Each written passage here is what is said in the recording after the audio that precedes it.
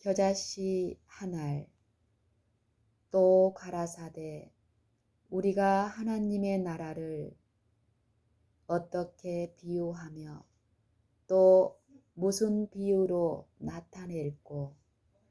겨자씨 한 알과 같으니 땅에 심길 때에는 모든 씨보다 작은 것이로되 심긴 후에는 자라서 모든 나무보다 커지며 큰 가지를 내니 공중의 새들이 그 그늘에 깃들일 만큼 되느니라. 마가복음 4장 30절에서 32절. 그리스도의 말씀을 듣는 무리 중에는 바리새인이 많았다. 그들은 무리 가운데 예수를 메시아로 인정하는 사람이 별로 많지 않은 것을 보고 예수를 경멸하였다.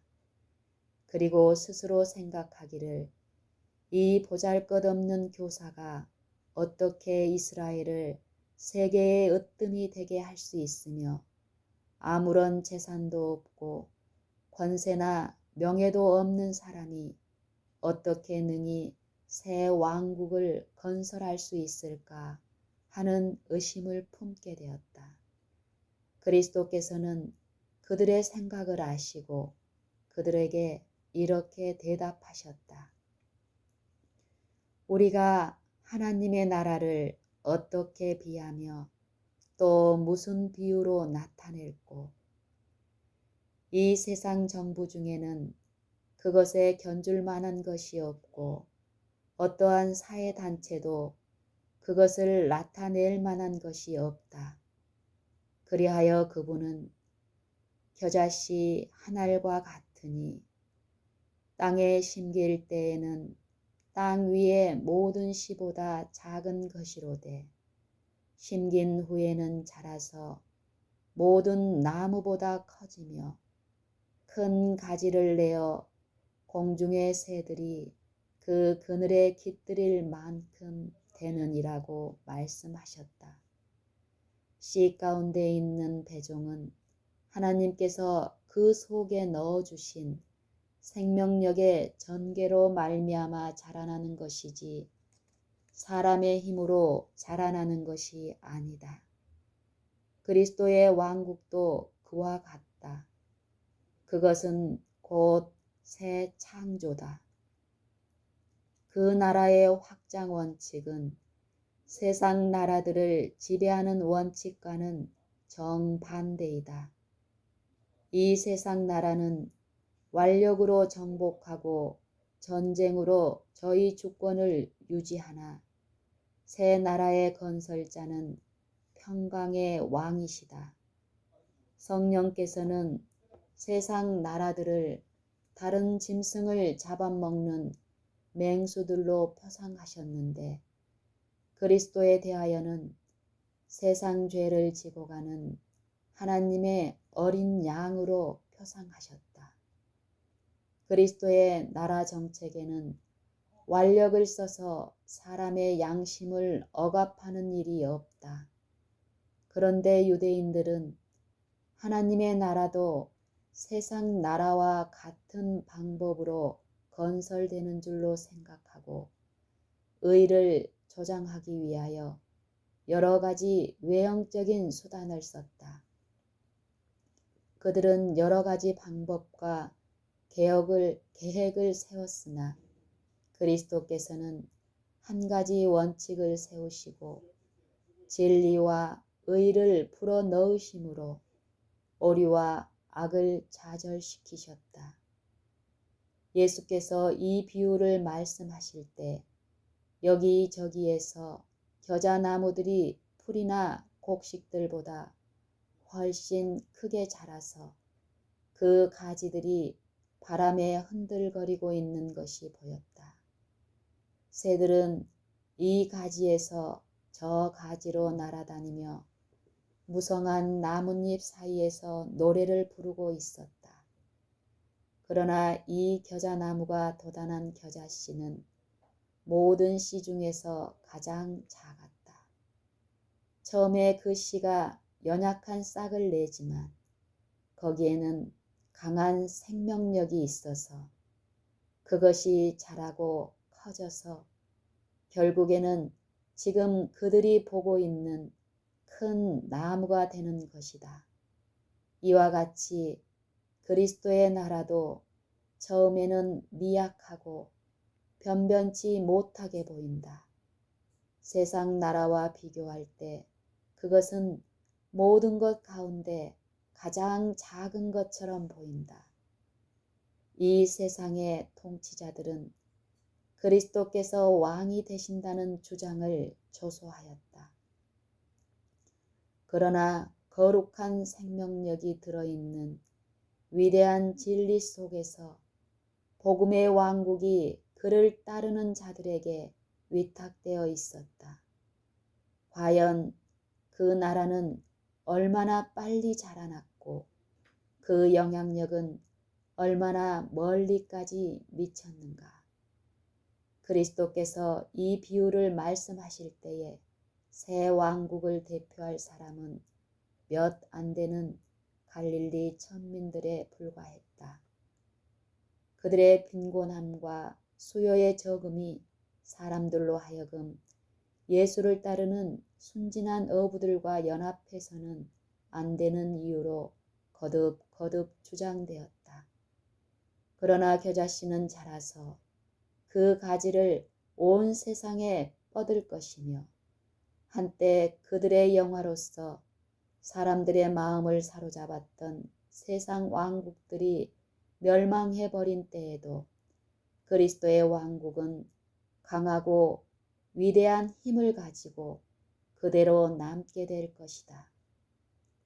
이와 같이 우리의 마음에 하나님께서 역사하시는 일도 처음에는 지극히 미미하다. 한마디 말을 들려주고 한 줄기 빛을 비춰주고 새 생애를 시작하도록 가마를 끼친 결과를 누가 능히 측량할 수 있겠는가. 겨자씨의 비유에는 그리스도 왕국의 성장이 설명되어 있을 뿐 아니라 그 성장하는 각 단계의 경험들이 나타나 있다.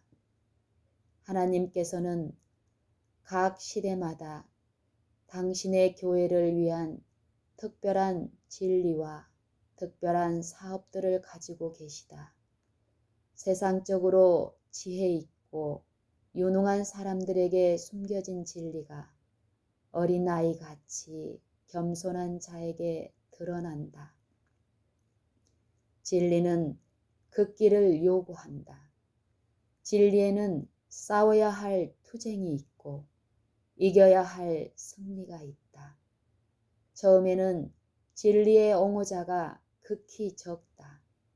그들은 세상의 위인들과 세속화된 교회로부터 반대와 멸시를 받았다.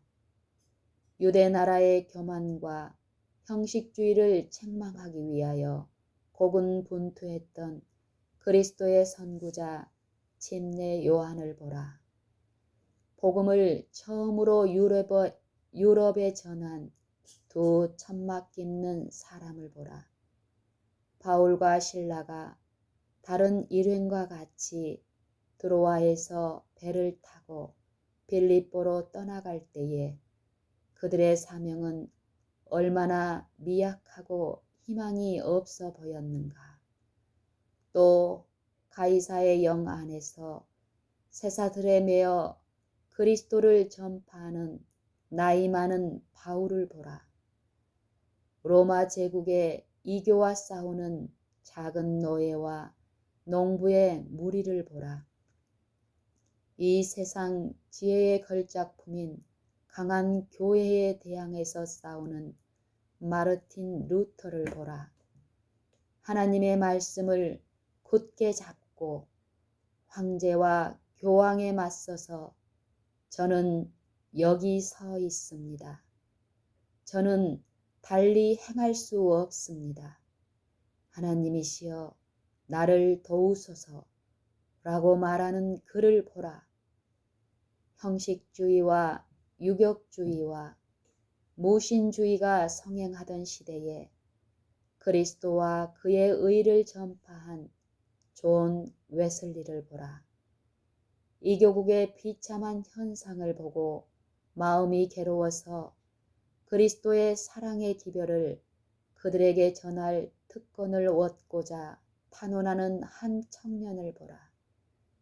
그의 호소에 대한 교회의 만능주의적인 대답은 이러하였다. 청년이여, 가만히 앉아 있으라. 하나님께서 이 교도들을 믿게 하고자 하시면 그대나 나의 도움 없이도 그 일을 하실 것이 아닌가. 오늘날 종교계의 위대한 지도자들은 여러 세기 전에 진리의 씨를 심은 이들을 칭송하며 그들의 기념비를 세운다. 그러나 오늘날 많은 사람이 그런 고상한 일을 거절하고 오히려 그 씨에서 돋아나 자라난 것들을 짓밟아 버리고 있지 않은가. 하나님이 모세에게는 말씀하신 줄을 우리가 알거니와 이 사람은 어디서 왔는지 알지 못하노라 하는 옛 말이 아직도 되풀이되고 있다. 옛날과 마찬가지로 오늘날에도 이 시대를 위한 특별한 진리가 교회 당국자들에게서는 발견되지 아니하고 오히려 하나님의 말씀을 믿기에 너무도 무지하고 지혜가 부족한 남녀들에게서 발견되고 있다. 형제들아, 너희를 부르심을 보라. 육체를 따라 지혜 있는 자가 많지 아니하며 능한 자가 많지 아니하며 문벌 좋은 자가 많지 아니하도다. 그러나 하나님께서 세상에 미련한 것들을 택하사 지혜 있는 자들을 부끄럽게 하려 하시고 세상에 약한 것들을 택하사 강한 것들을 부끄럽게 하려 하시며 하나님께서 세상에 천한 것들과 멸시받는 것들과 없는 것들을 택하사 있는 것들을 폐하려 하시나니. 고린도전서 1장 26절에서 28절. 이는 너희 믿음이 사람의 지혜에 있지 아니하고 다만 하나님의 능력에 있게 하려 하였노라. 고린도전서 2장 5절. 겨자씨 비유는 이 세상 마지막에 매우 현저하게 또 아주 영화롭게 성취될 것이다. 그 작은 씨가 나무가 될 것이다. 경고와 은혜의 마지막 기별은 여러 나라와 족속과 방언에 보급될 것이며 요한계시록 14장 6절에서 14절. 하나님께서 이방인 중에서 자기 이름을 위할 백성을 취하실 것이다. 사도행전 15장 14절. 그리하여 온 세상이 그의 영광으로 환하여질 것이다. 요한계시록 18장 1절.